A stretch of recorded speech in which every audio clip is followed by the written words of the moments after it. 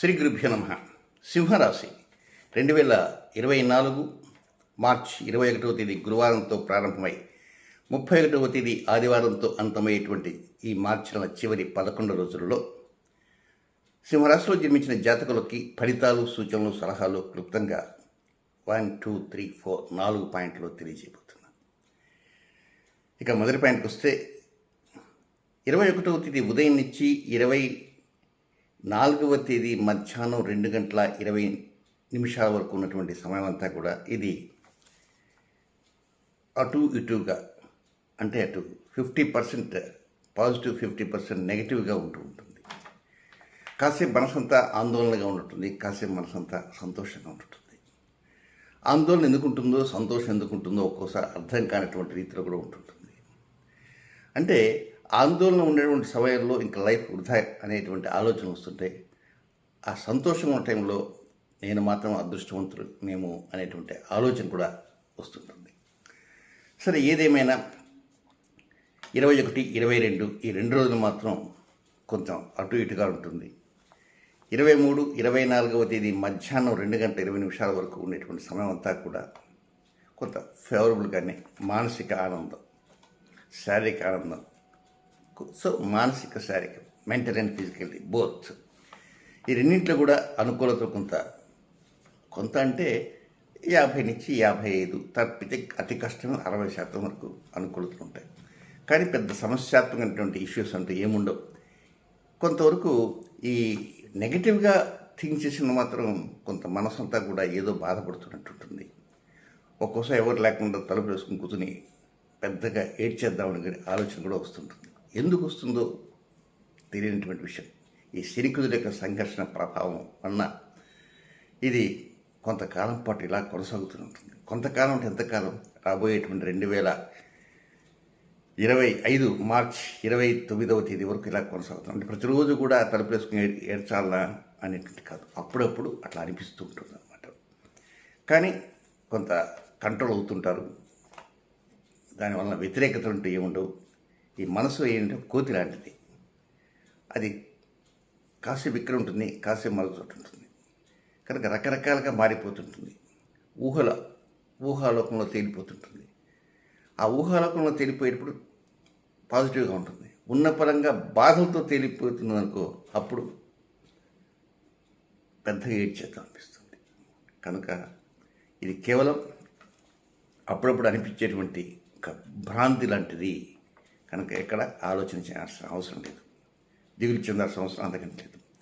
ఇక రెండవ పాయింట్ 24వ తేదీ మధ్యాహ్నం 2:20 నుంచి ప్రారంభమై 26వ తేదీ అర్ధరాత్రి 2:57 వరకు ఉన్నటువంటి సమయం అంతా కూడా ఇది కొద్దిగా కుటుంబ వ్యక్తులతో కొంచెం లిటిల్ బిట్ మనస్పర్ధలు వచ్చే విధంగా కానీ, లేక ఎదుటివారిని కొంచెం గట్టిగా మాట్లాడటం కానీ, డబ్బు కొంచెం కఠినంగా ఉండటం కానీ, స్పెక్యులేషన్లో కావచ్చు, షేర్స్లో కావచ్చు, కొంత నష్టదాయక ఉండటం కానీ ఇలా అనిపిస్తుంటుంది. ఒక్కోసారి నేత్ర సంబంధంగా కూడా కొంత లిటిల్ బిట్ సమస్యలు కూడా వచ్చేటువంటి అవకాశాలు ఉంటుంటాయి.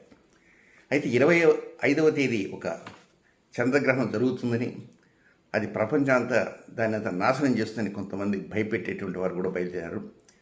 అది ఎందుకు పనికిరానటువంటి గ్రహణం అది. దాని ప్రత్యాయ చంద్రగ్రహణం అంటారు. అసలు గ్రహణమే కనపడదు.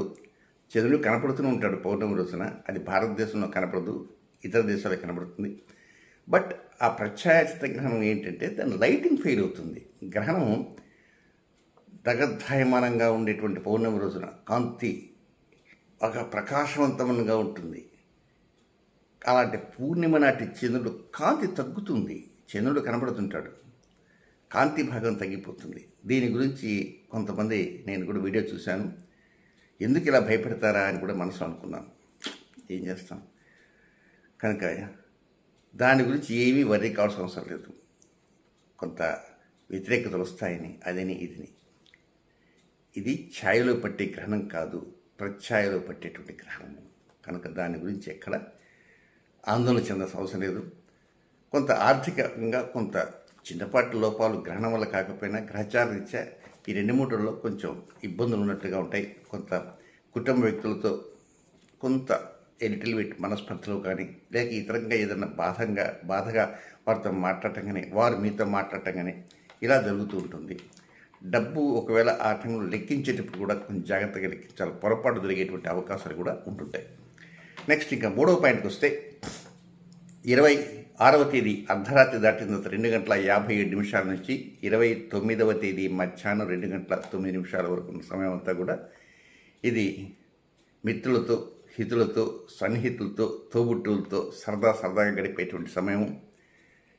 కొంత మెరుగైనటువంటి పరిస్థితులు రాగలటువంటి సమయం. ఈ మెరుగైన పరిస్థితులు వచ్చే సమయంలో ఒకరిని ఒకరు ఎదురెదురుగా ఉంటే ఆలింగనం చేసుకునే సమయం. చాలా వరకు రహస్య అంశాలు కూడా మనసు విప్పి మాట్లాడుకునే సమయం కూడా అది కూడా చెప్పవచ్చు. ఎక్కడ వ్యతిరేకతలు ఉండవు, చాలా సాఫీగా కొనసాగిపోతుంటుంది ఈ 3వ పాయింట్లో. చివరిగా ఉన్నటువంటి 4వ పాయింట్ని ఆలోచన చేస్తే 29వ తేదీ మధ్యాహ్నం 2:09 నుంచి 31వ తేదీ అర్ధరాత్రి వరకు. వాస్తవంగా ఇది నెలాఖరు, మార్చి ఆఖరు, ఫైనాన్షియల్ ఇయర్లో చిట్ట చివరి రోజులు. ఇది కొంచెం ఆరోగ్యంలోనూ, మీరు చేసే ఉద్యోగంలోనూ, మీరు చేసే వ్యాపారంలోనూ, వ్యవహారాలను, వాహన విషయాల్లోనూ, నెక్స్ట్ ఆరోగ్య విషయాల్లో మరింత ఎక్కువ జాగ్రత్తలు కూడా తీసుకోవాలి. వ్యాపారం లావాదేవీల్లో ఎక్కడన్నా పొరపాటు దొరికేటువంటి అవకాశాలు ఉంటాయి. అలాగే ఉద్యోగంలో కూడా కొంతమంది విసుగు చెంది వదిలేద్దామనేటువంటి ఆలోచన ఈ మార్చితో అయిపోతుంది, నెక్స్ట్ ఏప్రిల్ నుంచి కొత్త ఉద్యోగం చూసుకోవటం, లేకపోతే ఉద్యోగం మానేసి వ్యాపారం చూసుకోవటం, లేదా కొంతమంది వ్యాపారం మానేసి ఉద్యోగం చూసుకుందామను, రకరకాల భావనలు అనేవి వస్తుంటాయి. ఒక్కొక్కరికి ఒక్కొక్క రకమైన భావం కనుక గంటకి మారిపోతుంటాయి. ఈ ఉద్యోగం గురించి ఏం చేయాలా, వ్యాపారం గురించి ఏం చేయాలా, ఆరోగ్యం గురించి ఏం చేయాలా, ఆర్థిక విషయాల గురించి ఏం చేయాలా, ప్రమోషన్ ఏమిటి, డిమోషన్ ఏమిటి, ట్రాన్స్ఫర్స్ ఏమిటి, అద్దె ఇంట్లో ఉండటమా, ఈ ఇంట్లో సరిగా లేదు వేరే ఇంట్లో ఉండటమా, ఇదంతా ఒక కన్ఫ్యూజన్ స్టేటస్. ఇంతకీ ఏమన్నా తేలుతుంటే ఏమీ తేలదు. మనసంతా కూడా కొంచెం అల్లకల్లోలంగా ఉన్నట్టు కనిపిస్తుంటుంది. కానీ ప్రశాంతంగా ఒక 4-5 రోజులతో మళ్ళా ప్రశాంతంగా వచ్చేస్తారు.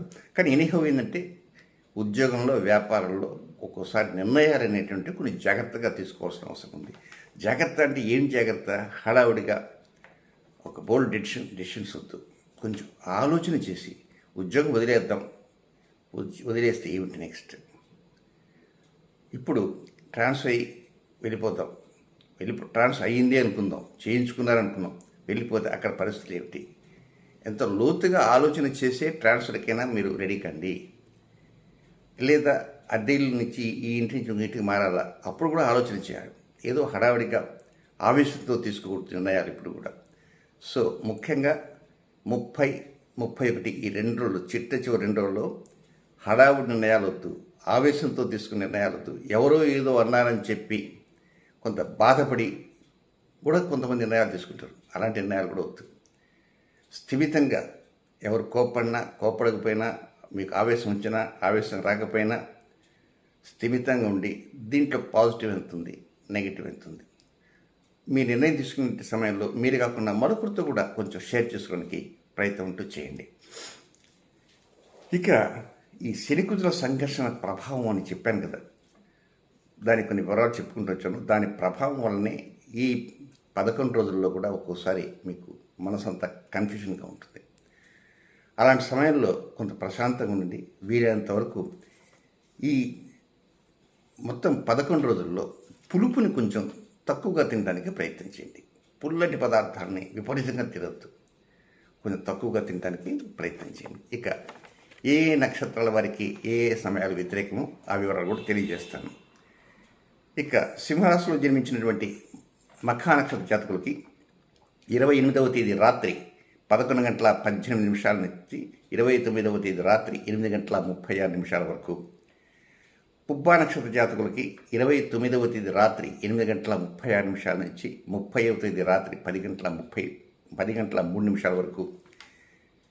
ఉత్తరా నక్షత్ర మొదటి పాదంలో జన్మించిన సింహరాశి జాతకులకి 30వ తేదీ రాత్రి 10:03 నుంచి 31వ తేదీ రాత్రి 10:57 వరకు. ఇది అనుకూలమైన సమయం కాదు, ఇది విసర్జనీయ సమయము, అన్ఫేవరబుల్ టైం.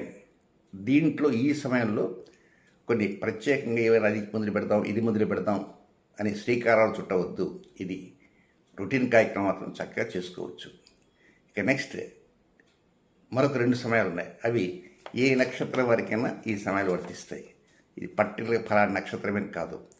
సో ఆ 2 సమయాలు ఎప్పుడంటే 24వ తేదీ ఉదయం 9:54 నుంచి 24వ తేదీ రాత్రి 11:13 వరకు, తిరిగి 28వ తేదీ ఉదయం 6:04 నుంచి సాయంత్రం 6:56 వరకు ఈ 2 సమయాలు ఇవి అనుకూలమైనవి కావు. మిగిలినటువంటి సమయాలంతా కూడా చక్కగా అనుకూలం ఉంటాయి. అంటే ఈ సమయాల్లో కొత్త కొత్త కార్యక్రమాలు శ్రీకారం చుట్టకుండా రొటీన్ కార్యక్రమాలకి శ్రీకారం చుట్టడం ప్రయత్నం చేయండి.